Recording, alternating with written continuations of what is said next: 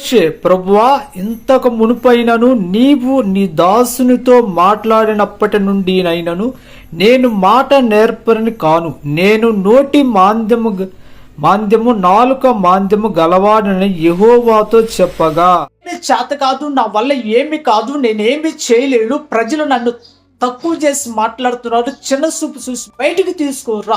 మోషే కూడా అన్నాడు, నా వల్ల ఏమి కాదయ్యా, నేను మాట్లాడలేను, నేను నత్తివాడిని, నాలుక మాంద్యం గలవాడిని అన్నాడు.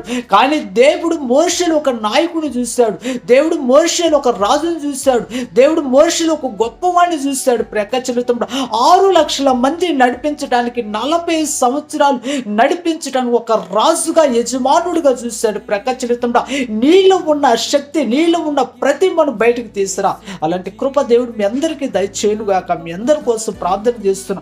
పరిశుద్ధుడా, ప్రేమ గల తండ్రి, ఎవరైతే నా వల్ల ఏమీ కాదంటున్నారు వారందరికీ నువ్వు బలము చేయి, బలమనిచ్చి ధైర్యాన్ని ఇచ్చి నాయన నీ జీవితాలలో, వారి జీవితాలలో మహిమ తెచ్చే రీతిగా వాడుకోమని యేసు నామములో అడుగుచున్నాము తండ్రి. ఆమేన్.